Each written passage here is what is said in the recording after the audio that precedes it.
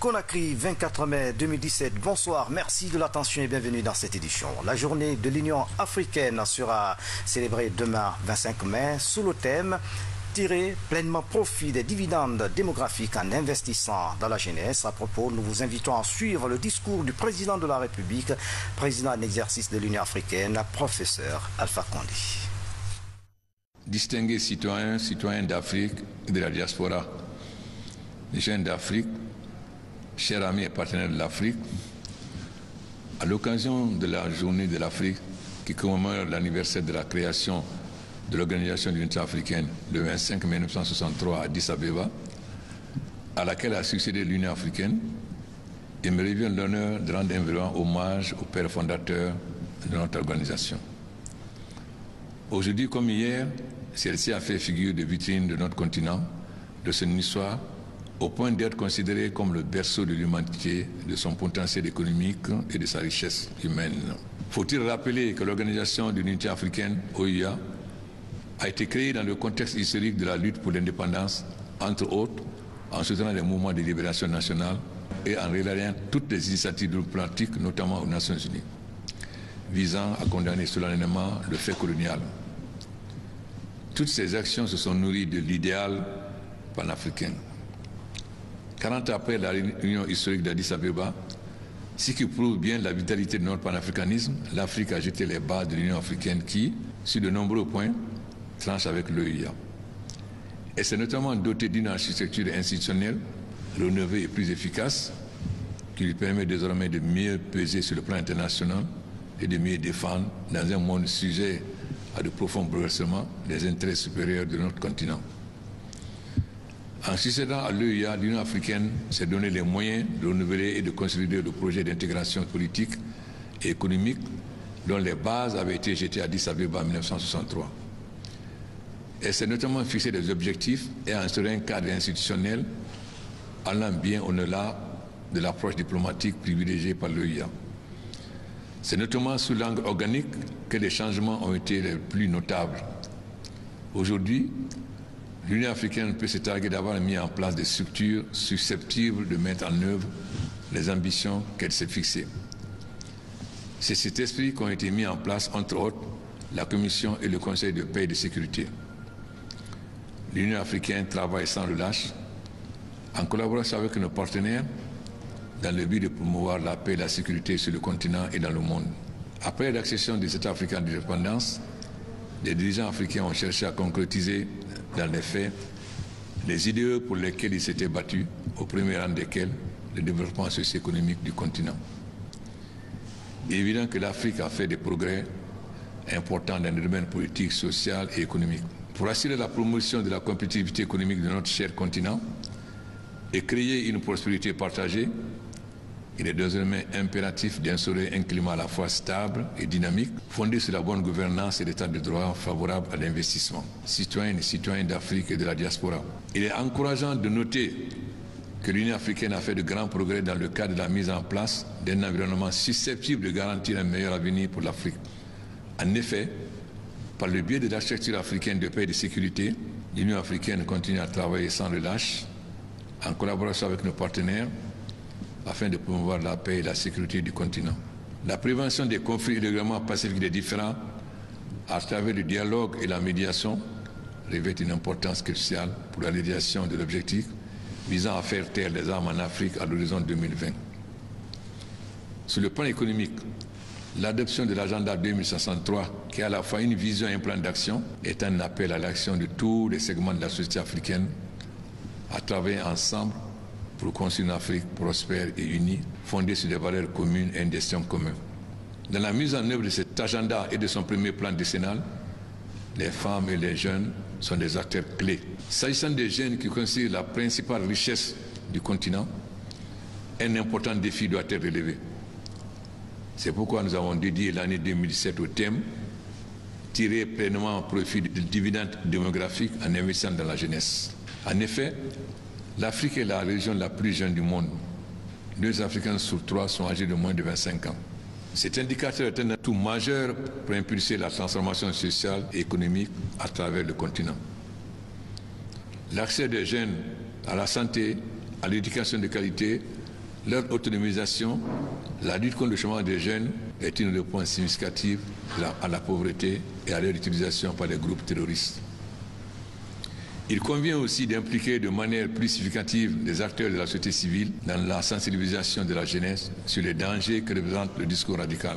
À ce propos, la mise en œuvre de la Charte africaine de la jeunesse, entrée en vigueur le 8 août 2009, offre de réelles chances pour la participation effective des jeunes au processus de développement, citoyens et citoyens d'Afrique et de la diaspora. Face aux défis actuels et émergents, ayant fait le constat de l'état actuel de notre organisation, une réforme de l'institution s'est avérée nécessaire pour lui permettre de centrer son action sur les domaines prioritaires ayant une portée continentale. Cette réforme se focalisera sur une meilleure division du travail entre les organes de l'Union, les communautés économiques régionales et les États membres. La mise en œuvre immédiate de la réforme financière de l'Union permettra de réaliser une autonomie de financement considérable. Notre institution panafricaine, pour être crédible, ne peut plus se reposer sur l'assistance financière des partenaires. Il est grand temps de prendre nous-mêmes en charge le financement de nos propres ambitions et de nos propres rêves. Sur le plan international, il est également temps de tenir compte de l'importance démographique, politique et économique de notre continent, afin de reconsidérer le rôle qu'il peut jouer et doit jouer sur la scène internationale. C'est sous ce temps que doit être abordée la question de la réforme du Conseil de sécurité de l'Organisation des Nations Unies pour réparer l'injustice dont est victime le continent africain. Cette réforme devra permettre, entre autres, d'accorder au minimum 2 sièges de membres permanents à l'Afrique au sein du Conseil de sécurité. D'une manière globale, il faut que soit instauré un système de coopération internationale juste et équitable, basé sur un partenariat gagnant-gagnant, à travers les principes de la responsabilité et de la solidarité. L'intégration progressive de l'Afrique dans l'économie mondiale en dépend. En dépit des progrès de tous genres réalisés à divers niveaux, l'Afrique demeure confrontée à la persistance de conflits et à la multiplication des activités terroristes et de l'extrémisme violent qui impactent négativement sur son processus de développement. L'Union africaine s'est employée à relever des défis liés à la lutte contre le terrorisme et l'extrémisme violent. Au fil des années, nous avons développé un cadre normatif riche et des mesures contraignantes pour lutter contre ces fléaux en partenariat avec les Nations Unies et d'autres partenaires. Au-delà de cette réalité tragique, une autre préoccupation pour le continent est l'immigration, la crise des réfugiés et des personnes déplacées. En effet, les conflits en Afrique continuent de provoquer le déplacement massif de populations, ce qui est à l'origine de nombreuses crises humanitaires. Il est évident que les migrants ainsi que les réfugiés sont des êtres humains qui ont droit au respect de leur dignité et à la protection de leurs droits, comme tout un chacun. Citoyennes et citoyens d'Afrique et de la diaspora, nous célébrons cette année la journée de l'Afrique dans un contexte difficile. Une partie du continent est affectée par une grave sécheresse qui a fait des milliers de victimes avec de graves effets collatéraux. L'Afrique reste le continent le plus vulnérable face au changement climatique, alors que notre continent est le monde prieur du monde. Ainsi, l'Afrique doit faire face aux conséquences environnementales dues au changement climatique, telles que l'assèchement des fleuves, des lacs, des cours d'eau, provoquant ainsi des catastrophes naturelles de grandes conséquences sur les populations et sur l'agriculture. Dans la gestion de la crise humanitaire provoquée par les conflits armés et la sécheresse, l'Afrique doit faire preuve d'unité et de solidarité envers les pays affectés par ces fléaux et œuvrer à minimiser leurs effets néfastes et à stimuler la croissance. Pour stimuler la croissance économique et tirer pleinement avantage de la science et de la technologie, la seule alternative valable et viable pour notre continent est l'électrification qui doit être une priorité. L'accès pour tous à l'énergie, et plus particulièrement à une énergie propre, est primordial pour l'industrialisation et la transformation structurelle du continent. À cet égard, je me réjouis des nombreux projets en cours de réalisation dans le cadre d'une initiative africaine sur les énergies renouvelables. L'utilisation de nouvelles technologies de la communication et de l'information est tributaire de la facilité d'accès à l'électricité. je tiens à rappeler mon attachement à l'intégration africaine à travers la mise en place de la zone de libre-échange continentale comme une nécessité. Ensemble, nous devons participer à la réalisation d'une Afrique unie, prospère, intégrée tant économiquement que politiquement, dans un contexte de paix, de sécurité et guidée par les nobles idéaux du panafricanisme. L'Union africaine, depuis Kigali, a pris ses responsabilités. D'abord assis de notre autonomie financière par l'adoption des 0,2% de financement. Ensuite, les réformes importantes initiées par le clan Kagame qui seront bientôt adoptées lors du sommet de J. Quand l'Afrique parle d'une seule voix, elle est écoutée. C'est pourquoi nous avons créé des champions, notamment le roi du Maroc chargé de l'immigration, le président du Niger chargé de la libre-échange, le président Bouteflika chargé de la lutte contre le terrorisme, le président du Sierra Leone chargé de la réforme du Conseil de sécurité, le président Zuma chargé de revoir les conditions d'utilisation des casques bleus en Afrique, le président Alassane Ouattara chargé du programme 2063, etc. Cela permet à l'Afrique de se tenir une certaine voix et d'être écoutée. Africains, jeunes, femmes, diaspora, bonne fête pour l'Afrique. Professeur Alpha Condé, président d'exercice de l'Union africaine. Demain donc, 25 mai, la Guinée va fêter la journée de l'Union africaine. Un événement qui rappelle la date de création de l'OUA en 1963 à Addis Abeba. Ce matin, un symposium de l'Union africaine et son actuel président d'exercice a été organisé. Un symposium au cours duquel l'on a passé en revue les progrès et les défis de l'Union africaine. Thierry Ousmane Diallo a suivi la rencontre. L'Union africaine commence déjà en Guinée, au pays du président en exercice de l'institution. Sous le signe de l'unité, le symposium consacré à l'UA s'ouvre. Diplomates, acteurs de la société civile, responsables administratifs et membres du cabinet présidentiel saluent les efforts entrepris dans le cadre de la réforme de l'Union africaine sous la mandature de professeur Alpha Condé. Dès la venue du professeur Alpha Condé à la tête de l'Union africaine, avec ses pairs de l'Afrique, ils se sont mis d'accord de la mise en place d'un mécanisme de financement des activités de l'Union africaine, notamment le prélèvement de 0,2% sur les produits à l'importation pour faire fonctionner l'institution. Je crois que c'est un acquis important. Et cela va nous permettre désormais de définir nos politiques et de prioriser les actions à mener sur le plan continental. Il y a un balai des présidents à Conakry, ce qui dénote une fois de plus l'estime et la confiance que les chefs d'État africains placent au président Alpha Condé. Et vous savez, le président Alpha Condé, il ne cesse de poser des jalons pour le développement et l'émancipation des peuples africains.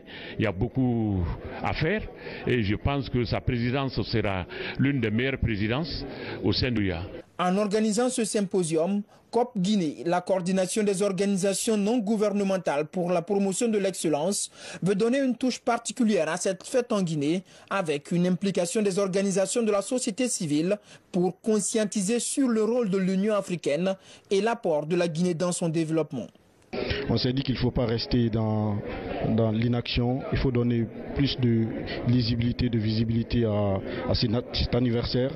Donc il a été question de revenir non seulement sur les défis qui attendent le président à la tête de l'institution, mais également le parcours de l'homme en tant que panafricain, tout ce qu'il a eu à poser dans son combat depuis sa jeunesse et aujourd'hui les résultats qu'il apporte à la tête de l'institution.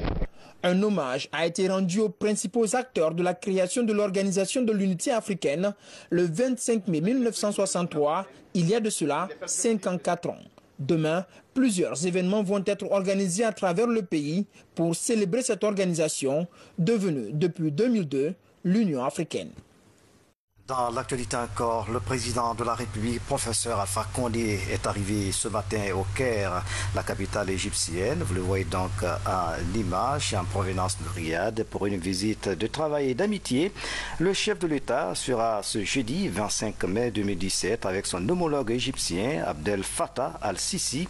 Les deux personnalités échangeront sur plusieurs questions d'intérêt commun dans le but de renforcer l'axe de coopération Conakry-Caire. des questions telles que l'énergie, les routes, l'agriculture, la nouvelle technologie de l'information et de la communication seront au menu de la rencontre. La première dame de la République était en Turquie, où elle a pris part à la célébration du premier anniversaire de l'ouverture du marché de l'artisanat et de la culture africaine. L'initiative vise à valoriser le textile et les œuvres artistiques du continent africain. Ce marché d'art a été organisé par la première dame de la Turquie. Ali Badara Kondé commente ces images. La première dame de la République, Adjedjene Kondé, à Ankara. L'événement, c'est le premier anniversaire de l'ouverture du marché de l'artisan et de la culture africaine de la Turquie. Il a regroupé plus de 700 personnes en provenance de différents pays à travers le monde. Ce marché de l'artisan africain d'Ankara permet de valoriser le textile africain, mais aussi ses œuvres d'art à travers des expositions. Les recettes des produits mis en vente seront redistribuées entre les pays pour soutenir les femmes dans les secteurs clés du développement, notamment l'éducation, la santé, l'autonomisation économique des femmes. Je voudrais, avant toute chose, rendre un vibrant hommage à son Excellence Madame Emine Erdogan pour l'initiative de la création de la Maison de l'Afrique. Ceci témoigne de sa volonté de renforcer davantage les liens d'amitié et de solidarité entre l'Afrique et la Turquie, mais surtout de venir en aide aux mamans africaines qui travaillent sans relâche afin de subvenir aux besoins de leur famille et pour assurer l'éducation de leurs enfants. À l'occasion de cette célébration d'Ankara, la première dame de la République, Adjedjene Kondé, est choisie comme invitée d'honneur. Je tiens à vous remercier, Excellence Madame Emine Erdogan, pour la marque d'estime que vous me faites en faisant de ma modeste personne l'invité d'honneur de la Journée d'Afrique et en choisissant mon pays, la République de Guinée, pour l'exposition de son art culinaire et artistique. Cette décision montre la parfaite entente entre la Turquie et la Guinée. Elle illustre également l'excellence des rapports entre nos deux époux, les présidents Recep Tayyip Erdogan et Alpha Condé. Elle témoigne aussi de la volonté que vous avez de tendre la main à l'Afrique en me choisissant en tant qu'épouse du président en exercice de l'Union africaine que je suis comme invitée d'honneur. Sachez que l'artisanat et la culture détiennent une part non négligeable d'apport au produit intérieur brut PIB de la Guinée. Excellence Madame la Première Dame, honorables invités, le secteur de l'artisanat est fortement féminisé. Il est une source très importante de revenus et de ce fait contribue à l'autonomisation de la femme guinéenne. Pour marquer cette journée africaine, deux artistes guinéens sont en vedette. Mori Kanté, griot électrique, et Kerfala Kanté, l'oiseau de Sankaran. Pour couronner ces festivités, ces deux premières dames ont visité les installations de l'université Gazi où Adjedjene Kondé a signé dans le livre d'or pour marquer son passage. Et puis ce message départ à Sa Majesté Elisabeth II, reine de la Grande-Bretagne, Londres. Majesté, le peuple de Guinée, son gouvernement et moi-même avons appris avec une vive émotion l'affligeante nouvelle de l'attaque terroriste perpétrée lors d'un concert à Manchester ayant causé de nombreuses pertes en vie humaine et des blessés graves. En ce moment de grande tristesse, nous voudrions vous exprimer notre totale solidarité face à cet acte lâche et ignoble, contraire aux valeurs de tolérance, de paix et de liberté que rien ne peut justifier et que nous condamnons avec la dernière énergie. Nous saisissons également cette occasion pour adresser à votre Majesté, au peuple ami britannique et singulièrement aux familles touchées, nos sincères condoléances. En vous assurant de ma profonde compassion, je vous prie d'agréer, Majesté, l'assurance renouvelée de ma très haute considération, signé Professeur Alpha Condé, président de la République, chef de l'État. Et puis cet autre communiqué conjoint des ministres en charge de la fonction publique et du travail, conformément aux dispositions du décret numéro D 95-250 PRG SGG du 1er août 1995 instituant les fêtes légales en République du Guinée, les ministres en charge de la fonction publique et du travail portent à la connaissance des travailleuses, travailleurs et agents des secteurs publics, mixtes et privés que la journée du jeudi 25 mai 2017, journée de la fête de l'Union africaine, est déclarée fériée, chômée et payée sur toute l'étendue du territoire national. Les ministres en charge de la fonction publique et du travail profitent de cette heureuse occasion pour souhaiter bonne fête à l'ensemble des travailleurs de Guinée. Le président de l'Assemblée nationale informe les présidents des commissions, le ministre conseiller chargé des relations avec les institutions constitutionnelles et tous les honorables députés que la conférence des présidents aura lieu vendredi 26 mai 2017 à 11h précise dans la salle des actes du Palais du Peuple, suivi d'une plénière à 13h à l'hémicycle. La conférence des présidents ainsi que la plénière seront exclusivement consacrées à l'examen, à l'amendement et à la validation du projet de chronogramme de la session des lois 2017, vu l'importance de l'ordre du jour. La présence effective des uns et des autres est exigée au niveau de l'instance qui les concerne. Le plus grand bateau médical, Mercy Ships, est attendu en Guinée au mois d'août 2018. Une mission est à Conakry à cet effet. Elle a été reçue en audience par le Premier ministre chef du gouvernement. Les discussions ont porté sur les préparatifs de l'arrivée prochaine de ce bateau médicalisé. Hadi Kamara, reportage. Mercy Ship est créé en 1978 basé à Texas aux États-Unis. Il est doté du plus grand navire hôpital civil à travers le monde. À son bord, plus de 400 personnes venues de 40 pays pour servir les plus démunis. Ici, une délégation du Mercy Ship est venue pour la phase préparatoire de l'arrivée du bateau hôpital. Mercy Ship, le plus grand bateau civil hôpital du monde, sera en Guinée et amènera un programme de chirurgie. Et toute cette chirurgie est à 100% gratuite. Elle est pour donner des soins et espoir aux populations les plus fragiles du pays. Le bateau apporte une chirurgie de haut niveau, mais également va s'engager dans un programme de renforcement des capacités. Renforcement des capacités des équipes guinéennes. Nous allons travailler avec des équipes guinéennes pour s'assurer que tous les secteurs, tous les agents de santé qui travaillent dans le domaine de la chirurgie, leurs capacités soient renforcées. C'est une initiative du chef de l'État, professeur Alpha Condé, dans le cadre de l'amélioration de la santé de la population guinéenne. Le bateau du Mercy Ship va flotter encore sur nos eaux au mois de 2018 avec un programme de traitement efficace et de façon gratuite. Au nom du chef de l'État qui a initié cette opération, il a signé lui-même le contrat en personne, qui m'a demandé de le renouveler récemment. Je voudrais encore une fois vous remercier pour tout ce travail, les bonnes dispositions, et j'espère que le travail préparatoire sera conduit avec toute l'attention et tout le sérieux requis afin que ceux de nos concitoyens qui ont le plus besoin de ces interventions puissent se retrouver soulagés lors du passage de cette mission. C'est en 1990 que le bateau hôpital du Mercy Ship a commencé à flotter sur les eaux des pays de l'Afrique de l'Ouest.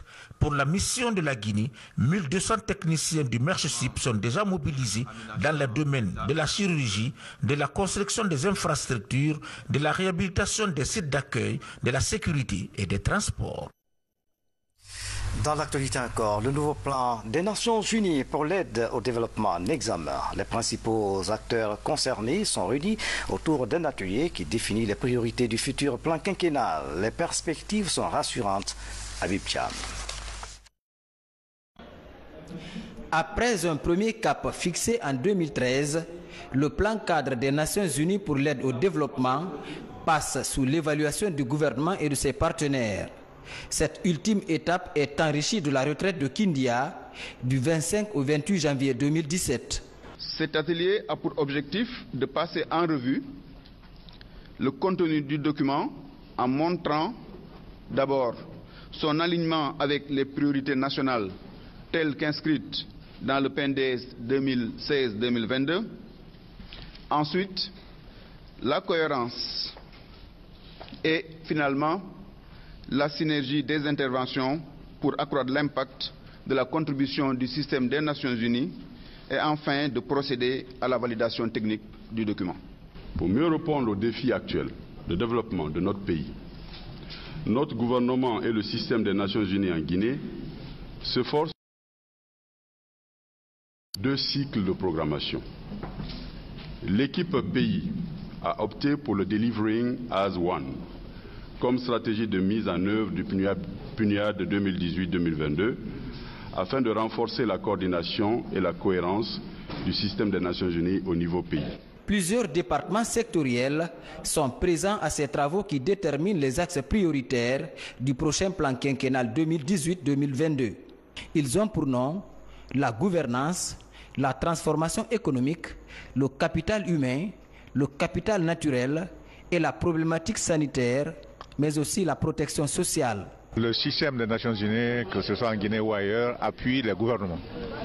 Et cette fois-ci, je me réjouis du fait que l'appui qui va être porté au gouvernement de 2018-2022 sera aligné sur les priorités essentielles du gouvernement guinéen qui sont déclinées dans le plan national de développement économique et social. On parle des ODD. Les ODD, c'est les objectifs de développement durable.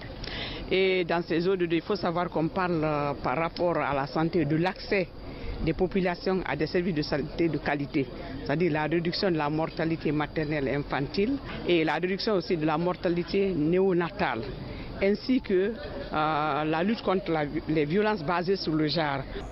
Pour réussir ce pari, une forte mobilisation des ressources internes et externes est préconisée.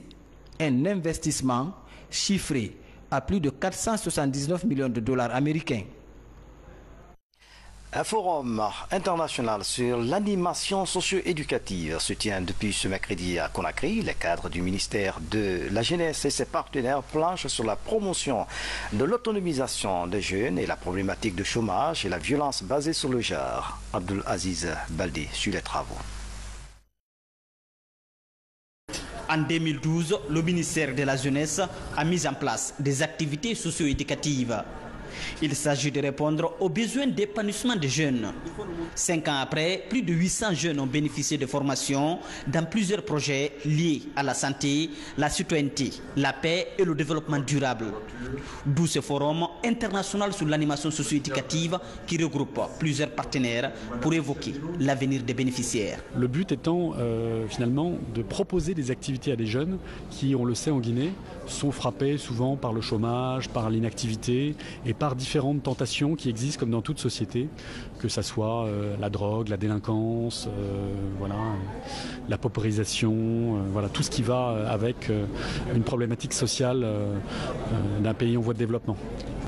L'exécution avec succès des activités de ce projet a permis de former un pool de 21 formateurs et de mettre à la disposition de toutes les communes urbaines de la Guinée de plus de 885 jeunes animateurs maîtrisant les principes et les techniques de l'animation de groupe et capables d'accomplir des missions d'intérêt général et d'apporter savoir-faire et innovation dans la conception et la mise en œuvre des politiques et programmes de développement de leur communauté. Pendant 48 heures, plusieurs thématiques seront abordées par le pool des formateurs. Entre autres, le droit des filles et la violence basée sur le genre. Le programme est appuyé par France Expertise.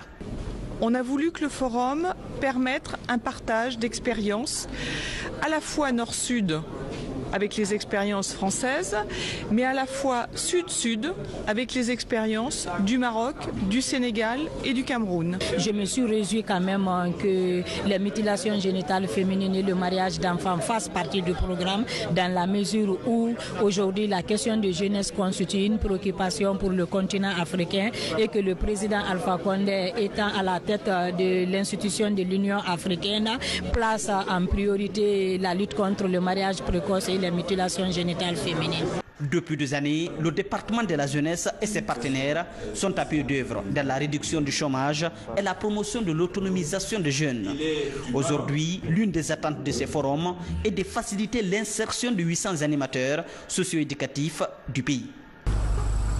L'autre image de l'actualité nationale, la problématique d'embouteillage à Conakry, on en parle dans cette édition. D'énormes bouchons dans les ronds-points persistent toujours en dépit des efforts déployés par la police routière. Ces embouteillages créent des désagréments dans la circulation. Suivez le constat de nos reporters Alpha Agaba à Diatoubari. Des bouchons sur les routes de Conakry, un phénomène que vivent quotidiennement les usagers de la route. Sur la route Le Prince, comme sur l'autoroute Fidel Castro, les usagers se lamentent aux heures de pointe. Selon les responsables de la sécurité routière, le non-respect du code de la route demeure les principales causes de ces bouchons. Les usagers qui viennent s'arrêtent sur la route. Nous faisons mieux, on les repousse pour les envoyer en arrière. Et cette route est construite par 2x2, c'est-à-dire 2 fois à l'aller, 2 fois au retour. Mais s'il y a triple, vous voyez plus de 5 fils qui descendent. Donc, y compris aussi l'indiscipline notoire des chauffeurs, pas les taximans, des chauffeurs. Pas seulement les taximans, des chauffeurs. C'est-à-dire que ce soit personnel ou bien taxi, c'est des chauffeurs. Donc c'est l'indiscipline. Et aussi la méconnaissance de la code de la route. À chaque montée ou descente, des bouchons se forment au niveau des différents ronds-points de Conakry. Les usagers de la route déplorent le mauvais comportement des conducteurs, un laisser-aller entretenu par les agents de la sécurité routière. C'est surtout la police ne prend pas ces dispositions. Ils sont sur les ronds-points pour juste empêcher les gens de sillonner comme ça se doit. Parce qu'ils ne respectent pas. Les gens peuvent venir pêle-mêle et ils voient ça. Ils restent indifférents. Une fois au rond-point maintenant, ils disent qu'ils veulent l'ordonner. Comment ça peut s'ordonner avec ça? Vraiment, nous souffrons beaucoup. Quant à moi, il faut vraiment régler la situation de la route, prendre des dispositions pour les chauffeurs au niveau de la route. Et puis troisièmement aussi, former très bien les policiers au niveau des carrefours. Pour réduire les embouteillages dans la capitale, les agents de la sécurité routière proposent des solutions. Moi, ce que je demanderais à l'État, d'accepter, d'augmenter l'effectif de la sécurité routière et mettre les moyens à la division. Et quand il dit moins, pas moins financier, moins mobile, c'est-à-dire les motos typiques sécurité routière, pas les motos comme vous pensez, les motos typiques sécurité routière. Parce que quand un usager voit à distance, il dit non, il y a un policier qui est là. Là, ça pourra lui permettre, même si ce n'est pas des policiers, même si c'est 2 motos, ça pourra lui permettre de maintenir dans les rangs. Avec le mois de Ramadan qui s'annonce, ces différents bouchons constituent une réelle préoccupation pour les usagers de la route. Direction Moïniguini, le village Dar Salam, situé à 95 km de Dalaba, bénéficie des infrastructures sociales de base. Il s'agit d'un poste de santé moderne et une école de 6 classes. Le coût de réalisation s'élève à plus d'1 milliard de francs guinéens. Les travaux sont entièrement financés par les fils de la localité. Makemed Donzour, Adama Traoré, Elsa, signe ce reportage. Tapé à ce rythme, la tabala appelle à la joie. Dans ce village, c'est la réjouissance. Nous sommes à 95 km de Dalaba, dans le village de Dar es Salam. La construction d'un poste de santé moderne, d'une école primaire de 6 classes et des logements des enseignants est le plus grand événement festif ici.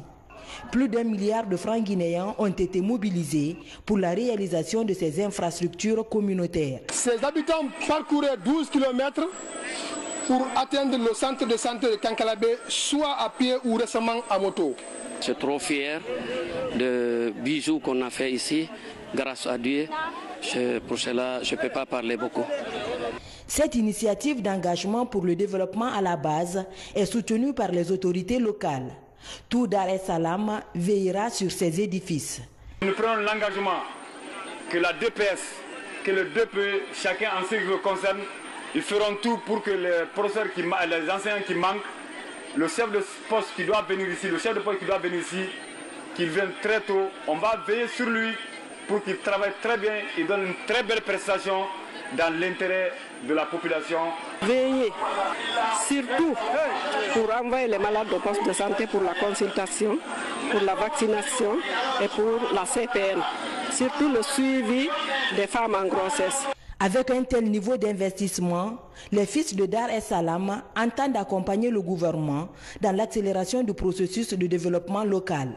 D'autres actions sont envisagées pour changer ce village perché sur les montagnes de Kankalabé. Et puis culture, l'artiste guinéen Fodé Barro et son groupe sont conviés à un festival international à Moscou. C'est à l'occasion de la fête de l'Union africaine. L'annonce a été faite à la faveur d'un point de presse animé à Conakry par l'artiste. Marie-Angélique Bangoura était de la partie.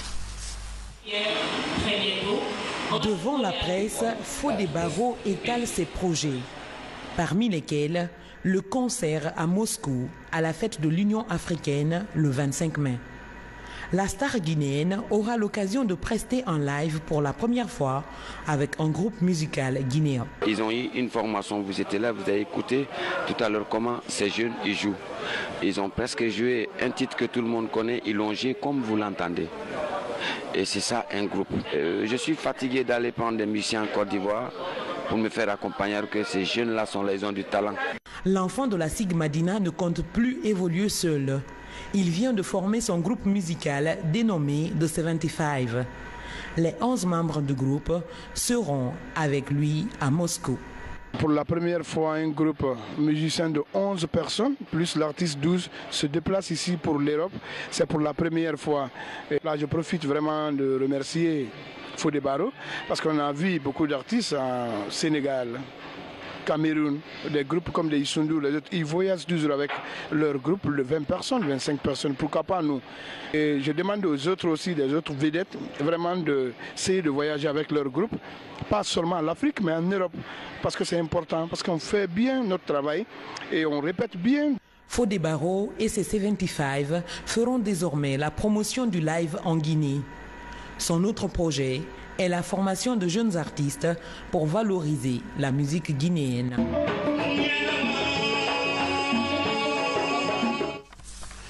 Et puis sport, le Sili cadet a perdu la demi-finale de la CAN Gabon 2017 contre le Mali au tir au but avec 4 pénaltys ratés. La finale va opposer ce dimanche Ghana-Mali.